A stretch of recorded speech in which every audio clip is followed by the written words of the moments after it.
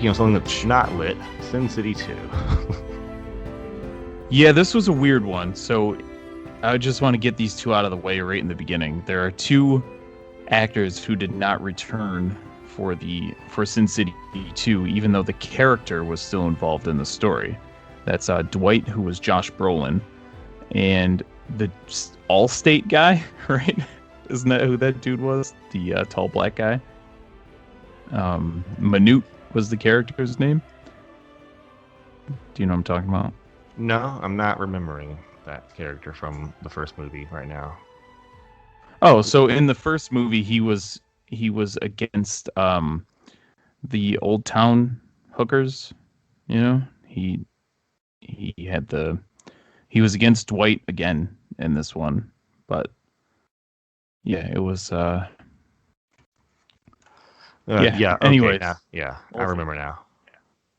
So Michael Clark Duncan, who played Manute in Sin City 1, died September 3rd, 2012, 2 years before this movie came out. So he obviously couldn't make it. And I don't know what happened with Clive Owen, because he was the one who originally played Dwight, and we have Josh Brolin in this movie.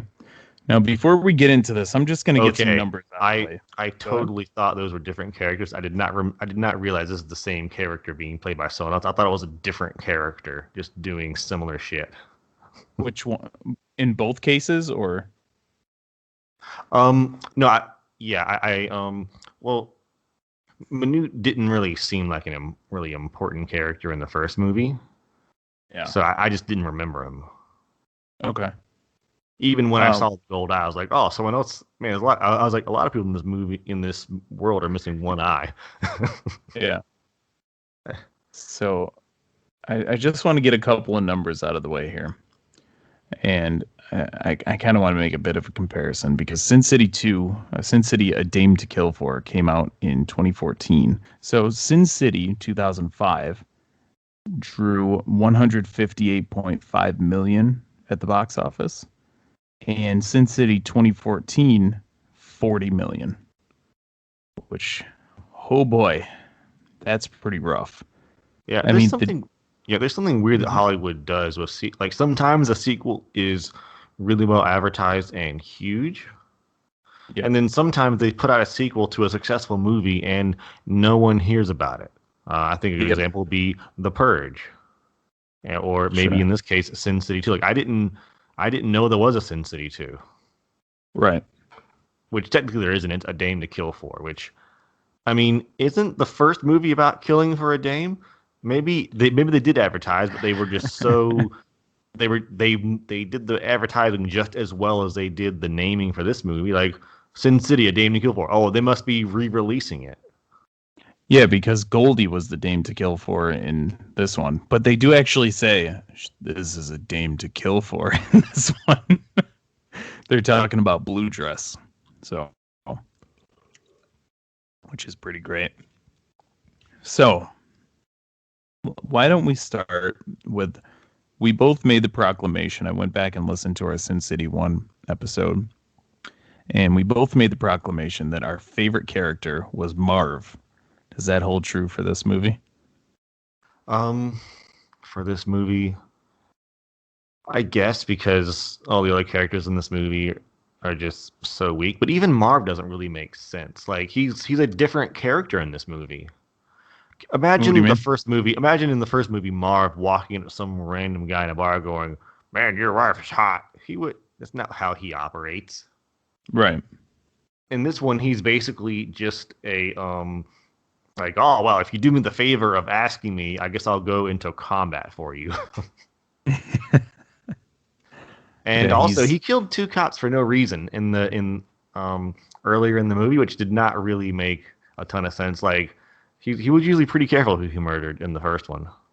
Right. In this one, he's like, oh, I need a car, better kill these 2 cops that aren't chasing me. And he absolutely just, like, for some reason, it starts out he's in a really bad mood for whatever reason, and he finds these frat boys trying to set a homeless guy on fire. Yeah, it's like, is this The Purge? No, this is the Purge Joker, Sin City edition. No, it's the Joker. I mean, it's Clockwork Orange. I was watching this. At one point, Marv's just like, I can't remember anything. Like after he murders all these people and he's got these frat boys like in a pile of blood, can't remember anything. That's what you want from like a 280-pound psychopath, is just for him to not know what's going on. It's like, yeah, this is not good. It's dangerous. So Marv hooks up with Dwight later on in the movie, and he's also part of Nancy's. Yeah, he's part of Nancy's as well. So in terms of all the stories, he's in every story except for Johnny's, which is Joseph what's his name? Joseph Gordon, whatever. Except for his story arc, which do you wanna jump over to Johnny's story? We'll come back to Marv. Yeah, and Johnny's story is a weird one. He shows up, he starts winning some money gambling, and then he I guess he doesn't have enough money, so he finds a hooker, takes her into the back room of Nancy's bar, which, why is Nancy's bar the place that the senator plays high stakes poker? Yeah. I have no idea. Well, because you got to connect all the stories somehow. I mean, think about this though. Imagine you're a senator. Do you really want to be that close to Marv? Yeah, right. I would not. If I'm a bad guy, I'm not going anywhere near Marv. Surely everyone in the city knows who Marv is. Especially if you remember through a police car. Yeah. When in Sin City 1, I don't know where this falls along the timeline. The majority of this movie is pre-Sin City 1, and then the final bit is mid-Sin City 1, because all of these stories were created by Frank Miller, and they kind of all tie together, but the movies couldn't fit everything at once, so that's why we are where we are. But Marv's main goal was to kill the person that killed Goldie, and that was the senator's brother. So, especially in that case, no, it was the senator's son. This movie happened after Sin City 1 because the senator's son was dead. Or is there a time skip in the movie I missed? There's a bunch. All the stories intertwined with Sin City 1, but not necessarily with each other. Because Manute gets his eye ripped out in this one. In Sin City 1, he's got the gold eye. Dwight gets the plastic surgery in this one to look like Clive Owen from Sin City 1. It's really just, it's weird. And obviously Marv dies in Sin City 1. So, it's all just wrapped along in it. And it's weird having this happen 9 years after Sin City 1, so nobody remembers what happened except me. Have you ever seen Ozark? I think the girl, the hooker, is from Ozark, but I couldn't tell. Anyways, so we have the senator, we have Johnny, who's Joseph Gordon-Levitt's character. So he's just essentially Baccarat from One Piece Gold. He puts $1 in the machine, wins the jackpot, puts $1 in a machine next to it, and it landing on dice rather than hearts is a jackpot as well. Mm-hmm. So maybe he's not as lucky as we thought if everything that's 3 in a row is a jackpot. And he just fills his bag and goes into a poker match against the frickin' senator, the corrupt nut job senator. So based on his luck, he ends up with a frickin' royal flush to beat. I think he had a full house. Can't really remember. Not much of a poker guy.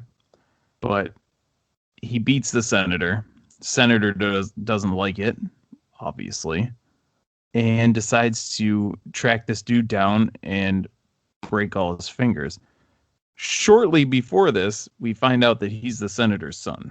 So, not the diddler one, a different senator's son.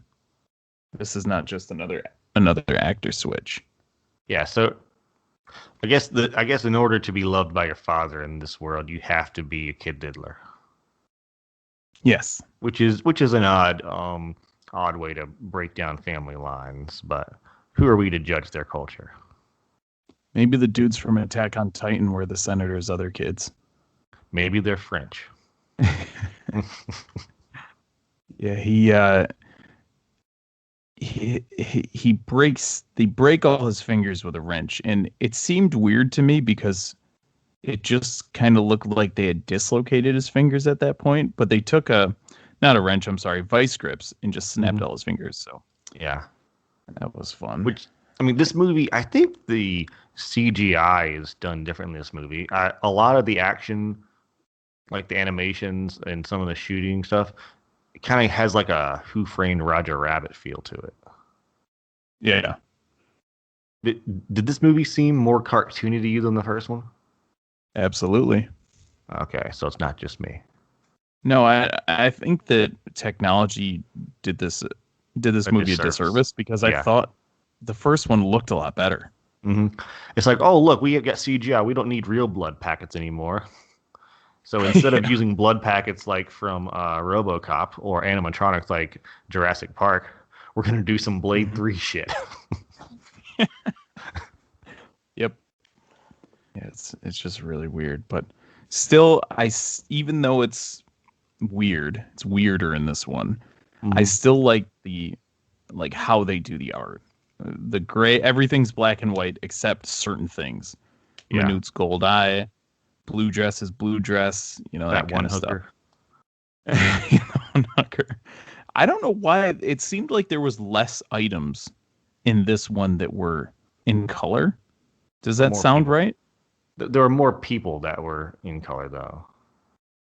Yeah. Like in the first one, things were in color because they were trying to highlight it. And in this one, they were in color because the director had a boner. Yeah. That's my theory. Yeah, the blue dress, I feel like she's naked in this movie. We'll meet her soon. Yeah. More than she has on the blue dress. That is correct. It's not allowed. Okay. Yeah. Yeah. I mean, we don't need to get to the redeeming part of the movie just yet. That's true. That's true. And the dude from like all the cop shows is a cop in this one as well. So Johnny gets his fingers broken. I definitely thought that they were going to chop his hand off. Yeah. Right? I want to rewind a little bit though, because we accidentally went past this. Picture yourself. You're in a very violent city. All right. And so you find this good-looking kid. He suspiciously wins 2 slot machines in a row, so you can say he's probably cheating. He then drags you into an illegal poker game, talks shit to a senator. A cop tells him to run for his life, and he talks shit to the cop trying to save his life. Do you get in the car? No. Yeah, I don't know why he. This so they come to pick him up. They're as soon as they left, you should have just taken off running for Old Town on foot, like no. Yeah. Like, wow. I mean, that's the entire reason for that section of town exists is so the hookers don't die. And she's like, "Oh, I'm gonna get in this car." Yeah, I don't know what they were really going for there, but it just kind of accepts it after being like a freaking rogue for the whole first 10 minutes of his character. I don't know. I mean, he's on a mission to win a card game. Right. The whole speech was weird too. Like, important people in that city saw me lose a card game, so I have to break your fingers so they know that they can't win a card game. Right. I mean, my God, can you imagine what Monopoly was like in that guy's house? Oh my God. He just stabbed everyone until they gave him their money. Well, we never see anyone's mother in this movie because they didn't live. Those bitches shouldn't have rolled 5 5s in Yahtzee. Yeah, and so Johnny has to get all his fingers and everything fixed, and he's gonna go back and play him again. Yep. For some reason, if it was me, and I was like the master of gambling or whatever, you would own your own island by now. Yeah. I would go to a city that didn't encourage murdering people over a card game. Yeah. And just win all those games. But no, he has something to prove, I guess. And the city's a lot like Gotham City, and that why is anyone here? This yeah. place is awful. Yeah. But I And mean, so also he could have had a really good time in Sin City if he just didn't confront his dad. yeah, just beat other people in cards. He could be rich, and with that luck, he could bankrupt all the casinos and run against his dad in the next election of whatever of Senate. Yeah, he could buy his father's empire out from underneath. Yeah, him. easily. Just go like to a couple of cities and do it. If I were Johnny, what I would have done is I would have gotten enough money to bribe the financial advisor and find out where he had his investments in, and then I would just buy those companies and bankrupt them to fuck over his portfolio. Just make him lose money every time he invested in anything. And just watch him as he fiscally slips into obscurity and then loses his political power because he just can't make a good investment to save his life. 100%. And then he dies. Yeah, and then pay somebody half of your fortune to murder him. Like exactly. You could buy his goons from him. It's easy. With endless, unlimited money because you can just win anything, anytime, seemingly. Yeah, I assume he can do the same thing in the stock market as well. Just, I'm going to pick this random stock, and then it goes up. Yeah. And then people would be paying him, once the secret got out, would be paying him to buy their stock. Exactly. The money would just keep going. Casinos would pay him not to visit? And then the government would ban him. Right. Well, no, I mean, this is a corrupt government. Once you have that much money, the government is yours. Yeah, that's true. The key is to amass an unworldly fortune before anyone figures out who you are. Right. Like a couple of different online poker personas. A couple different stock market accounts that are kind of secret. You bet everything on you just bet everything on the worst NFL team to win. Not the Super Bowl, the World Series. Yeah. It's like this just in. The Philadelphia Eagles have been added to the MLB playoffs. It's like, wait. Why is this Little League team in the World Series? Yeah. Also, why are they in the World Cup at the same time with a Labrador? We might be taking this too long, but it's not as dumb as Johnny's plan to win at cards again. Right, and so he goes back to play his dad again for whatever reason. Well, first he has to win another game, right? He has to put another $1 in the slot machine to get some money. That's it. That's all you need to do. Yeah. And he goes and plays them again. Yeah, and for the first few hands he's folding, and the senator's like, hey, what's up, bitch, and all this stuff. It's like, wait a second. So this dude's an awesome poker player when he has two hands, but you think he's shit because he only has one hand is hurt? It's like, was the luck? Was it in his right hand? Is that what you're assuming?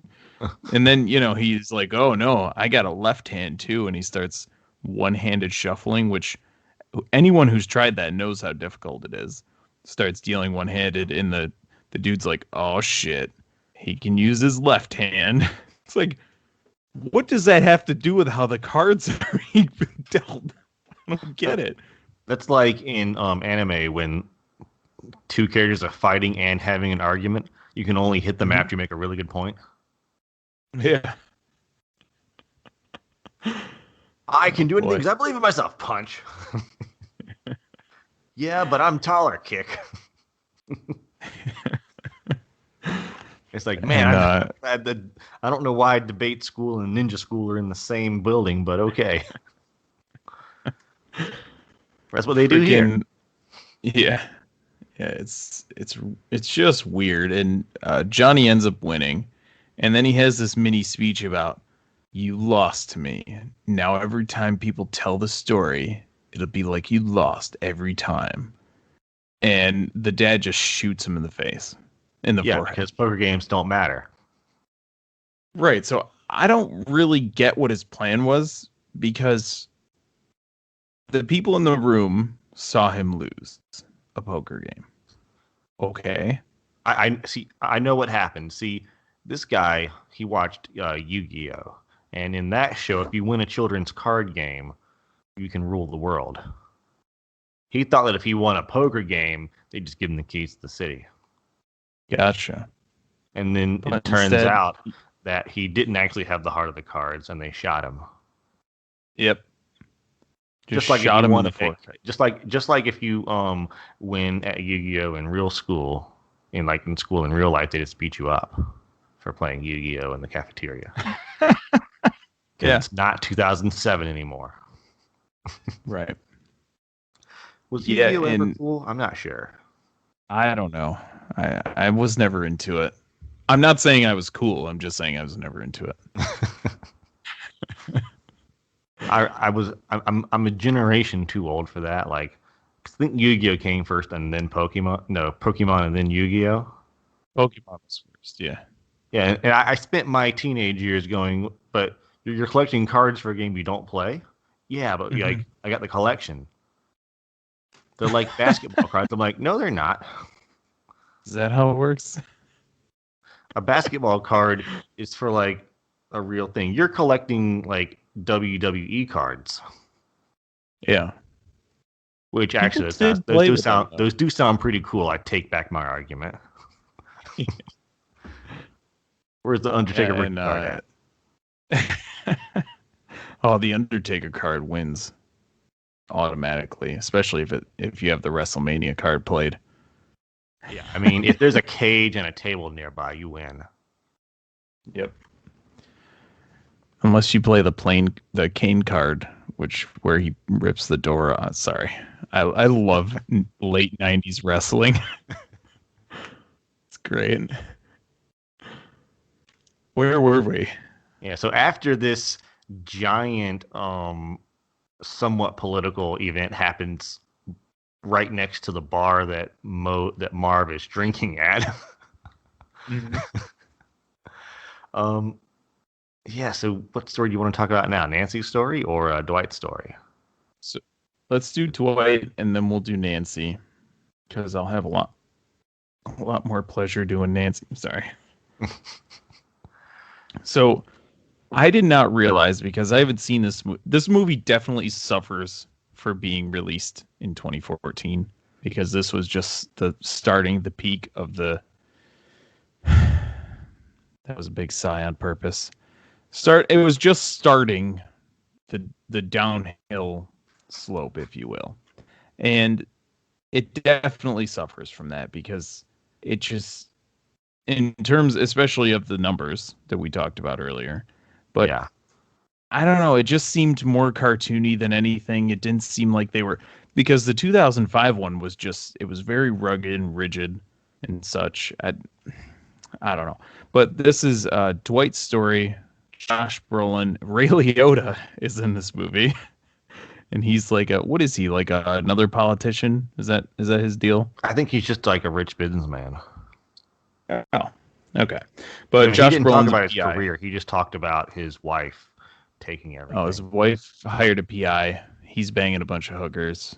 After he bangs the hooker, he's gonna shoot her. Dwight busts in, beats the shit out of him. Then she, I guess, they don't really show it for some reason, but I guess she stomps his balls. Is that? He's like, oh, yeah. She hits him where it hurts, where it's gonna hurt after he comes to. So she must have crunched his nuggets, right? Yeah, I guess so. I would guess. And we meet Blue Dress. She wants Josh Brolin, aka Dwight, to murder her husband because he's an abusive bastard. And this is when we meet Manute, who do you guys have the Allstate commercials down there with the big black guy that was in this, or is that just up here? I mean, I haven't watched TV in a long time. Oh, but I recognize the guy from like other. I recognize him from other stuff. Oh, really? Yeah. I don't know. He's I just know him from Allstate. So Dwight bangs Blue Dress. Then Manute comes in, whips his ass, and he's just describing how powerful the dude is, and he just beats the shit out of him. And my autocorrect changed Manute to Manure, so he might be Manure from now on. So there's this funny part where when we first meet Manute and what's his nuts? Marv is just standing over to the side. Manute says to Dwight, he's like, you don't stand a chance. But he, on the other hand, would be, he's kind of like, Marv could give me a run for my money. And we'll find out later what happens in that 1v1. After Dwight gets his ass whipped, he has to regroup and goes to hire Marv. And Marv, who is in a bad mood, is just like, yeah, I'll come help you murder some suckers. And, they storm the compound where Blue Dress is. And compound, it's a freaking mansion, okay? It's just a mansion, that's all. Yeah. And Dwight fights Manute Marv fights Manute while Dwight just run around murdering people. And Marv beats the shit out of this guy and straight up rips his eye out, which was pretty gross and awesome. Because this is one of the things that were, in color was the blood of his eye. Makes it stand out a little bit more, Dwight gets to the husband, whips his ass and kills him. And Blue Dress is like, I lied. Remember when I promised, my husband was a piece of shit? I lied. So she betrayed him. She set him up. She just wanted the inheritance from his death. Because she obviously couldn't murder him or else she wouldn't get the money. But whatever. And she starts... she could have just done her bewitching thing to the judge and then gotten the money. That's true. She could have blew him or whatever. And yeah, it's pretty crazy. Dwight and Marv, they're on the run, and Dwight was shot in the face and his eye is hanging out. And they race to Old Town and give him a bunch of plastic surgery. Meanwhile, the Blue Dress is manipulating every guy she can, including the cop, to, try and frame Dwight. Well, not frame him, actually, as he actually did kill this dude. Yeah. But there was one part where she's laying in the bathtub, and mind you, Blue Dress is naked for, I don't know, 50% of this movie. This chick 50% of her runtime. Yeah, of her runtime. That's, good point. At one point, she's talking to the cop on the phone, and she's laying in the bathtub with pillows behind her head, and the pillows are in the water. What are you doing? Listen, absolute maniac. You just don't understand what it's like to be rich, Dan. This is what you do with money. You soak your pillows in the tub. And then what? Throw them out? Yeah, those $1,000 pillows are disposable when you got money. Yeah, that's true. The cop comes over and bangs her because he can tell she's naked, and she's seducing him over the phone. So I guess her powers aren't restricted to having to see her or be in the room with her or whatever. Yeah, she has infinite. You gotta wonder about this cop though. He meets a woman the night her husband dies, and the next night he just goes over and bangs her. Yeah, this bitch, though, she seems a little suspicious right now. Yeah, I mean, it's her seduction superpowers, right? That's why the cop's doing it. I don't think he's a piece of shit, right? Yeah, Johnny can win slot machines, and she can brain zap somebody, but only one guy at a time. Yes, apparently. Why didn't she just brain zap her husband, and then she could just spend his money, and then the whole movie doesn't need to happen? That's true. But then we wouldn't have a movie. Maybe that's better off at this point. Would not be a huge loss. Yeah. So they make it to Old Town. Dwight gets a bunch of plastic surgery to make him look somewhat like Clive Owen, which is pretty funny. They, for some reason, plastic surgery gives him a bunch of hair.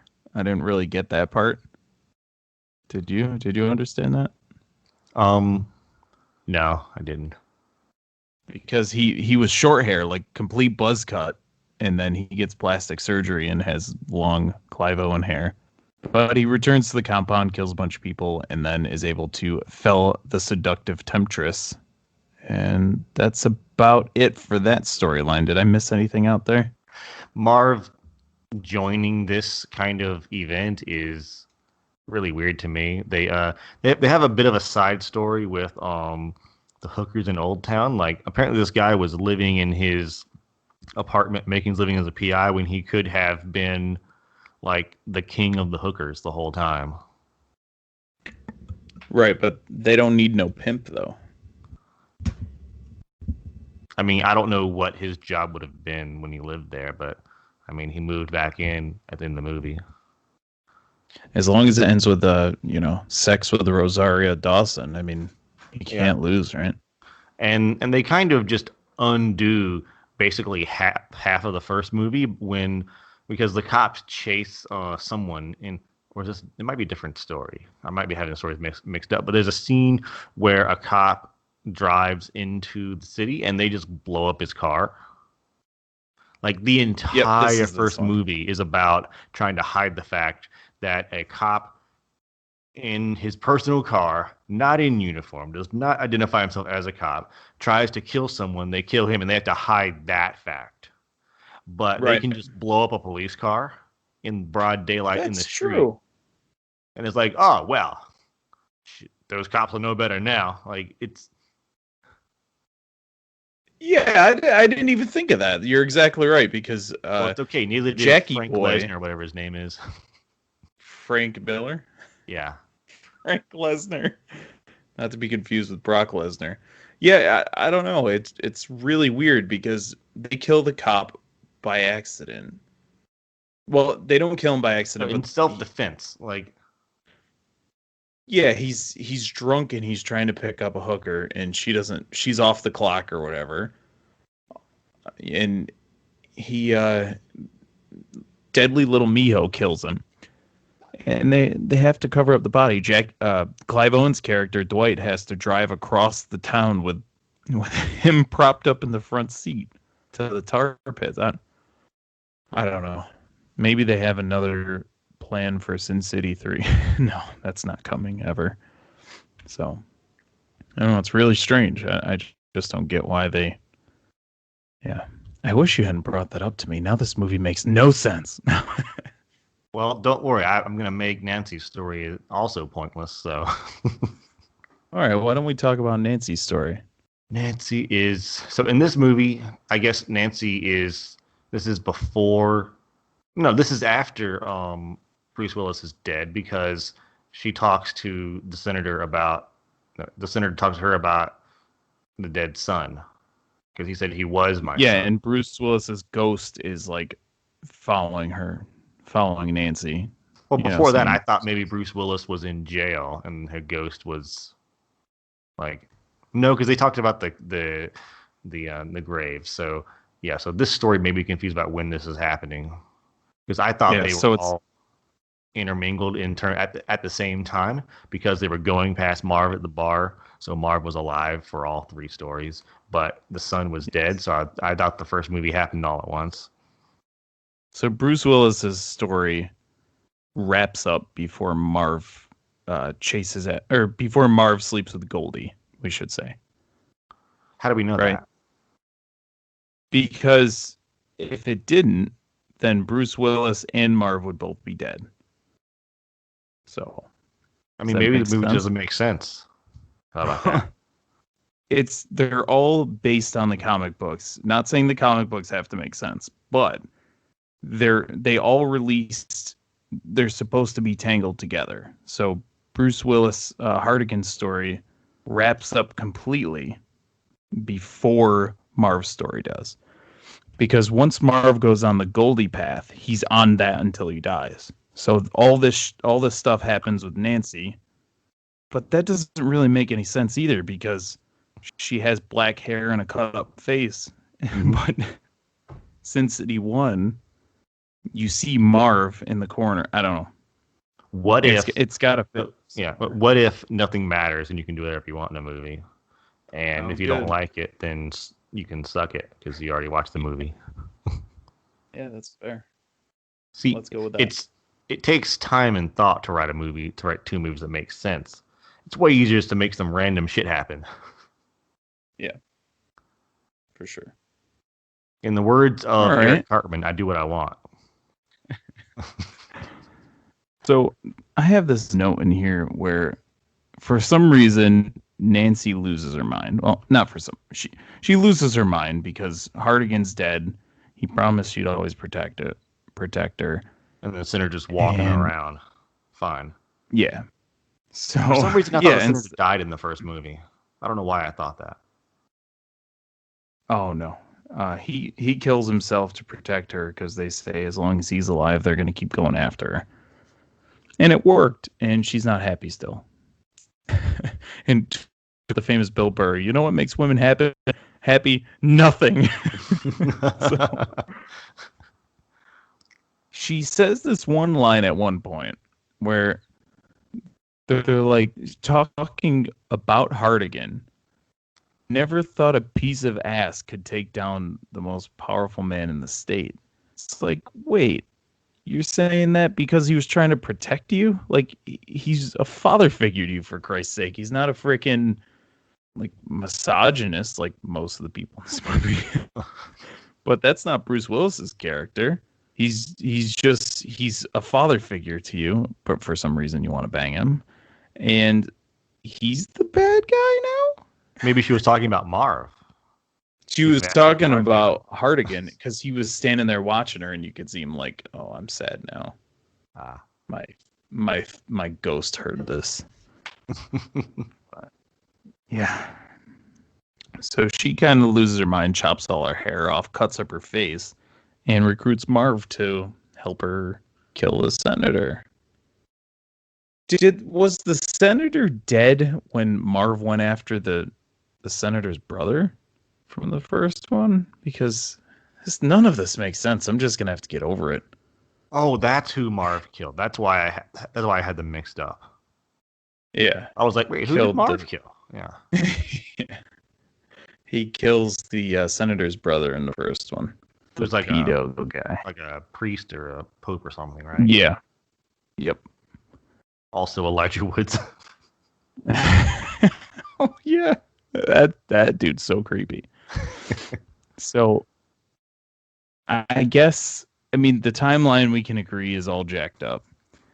After she murders this biker dude, one of which I thought was Nick Cage, which would have just made this movie amazing.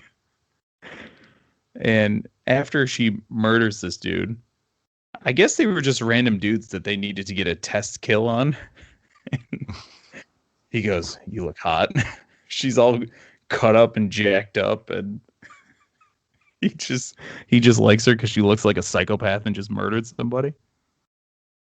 Marv does what he does, murders a bunch of folk, and then there's like a final standoff between Nancy and the senator. Yeah, when did Nancy learn to get headshots with a crossbow? I don't know. But there's a point where he shoots Nancy, right? She's crawling on the ground, and she keeps going towards her weapon. Yeah, and Marv is just napping in the hallway or something. Yeah, he's probably off murdering. No, he was like, no, because remember he sat down because he got shot. Oh yeah. So he's just in there, like hearing the screaming, like, she's probably fine. Yeah. I gotta rest up. And the senator says something that makes you think about all other movies and why we do this. He's like, you're supposed to at least pretend that I'm not going to shoot you. Because she didn't like sit there and listen to him talk. She's crawling for the gun the whole time. And it's like, why do we always let the bad guy monologue instead of making a move? He's going to shoot you anyways. Well, if the bad guy doesn't have a monologue, you don't know what his plan is. And then It doesn't really. It would be deeply unsatisfying if you had a James Bond movie and you stopped the bad guy without ever knowing what he wanted to do. So wait, does he have a virus somewhere? Is the computer bug out there? Has he redirected the asteroid? Is the death laser sitting there half finished? We'll never know. Because he never took the time to explain his plan to us. That's fair. And he can't ask for a ransom either. So, my question is, if we're going to go over a movie trope, is why is it whenever two people are in close combat, the person who has the gun is worse at close combat? Always. It's always. like sometimes they'll someone's got a gun and then the gun gets taken from them and then they take the gun back, then the gun's taken from them. Someone needs to shoot somebody. Why does Rourke like his yellow son again? We've established that being related to him is not a big deal. Right. But he really cares about that weird Gusher's head looking kid he had.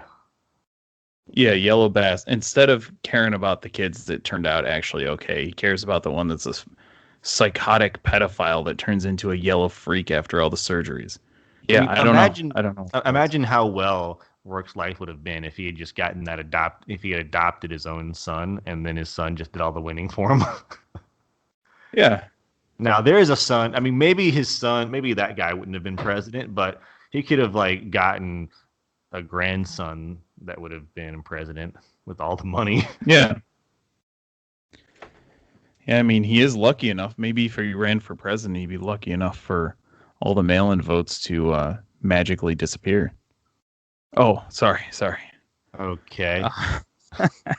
You doing all right this week, Dan? Too real. All right. Was that it? You got it. Yeah. Why did the Poison Ivy chick shoot the chauffeur? She shot that guy 6 times. Now we know he doesn't die because he was, or does he die because this is after? I don't know. Did that happen after the first movie? But I don't know. But if he died there, I watched the movie on the impression that Mimoso had died from being shot by the woman. But since he's in the other movie with the golden eye, why did she shoot him, and how is he okay? I have no idea. It seems like she would have wanted to keep him around. He seemed like a useful guy who made a one-man cult in honor of her. Right. Yeah, I don't know. It turns out that the cheating, murdering whore is also stupid. Yeah. Pretty much. But yeah, I don't know. And also, a lesson to the kids: if you engage in cutting, you can get revenge and eventually be happy. Yeah, with your scarred up ass face. It'll make you hotter. Yeah, it'll make you hotter to the freak that murders everybody. But you have to cut yourself in the face. Doing it on your sleeves is a bitch move. Do it on the fucking face. Yeah, and then get weird butterfly bandages all over your face. Or were those supposed to be staples? I couldn't really tell. That's a good question. I thought it was a cut, and then they had those little plastic strips over there to keep it from reopening. Yep. So the butterfly. One line would have been the cut, and then the horizontal, the other lines, the ones that are all parallel to each other, those are the bandages or the bandage. Yeah, I couldn't tell based on the black and white what it was supposed to be, but fair enough. Yeah, but the best CGI in the movie is definitely what they did to me, because I thought it looked pretty hot like that, and I'm pretty sure that was CGI. Yeah. Yeah, I would say so. So, go ahead. That's all I got. All right.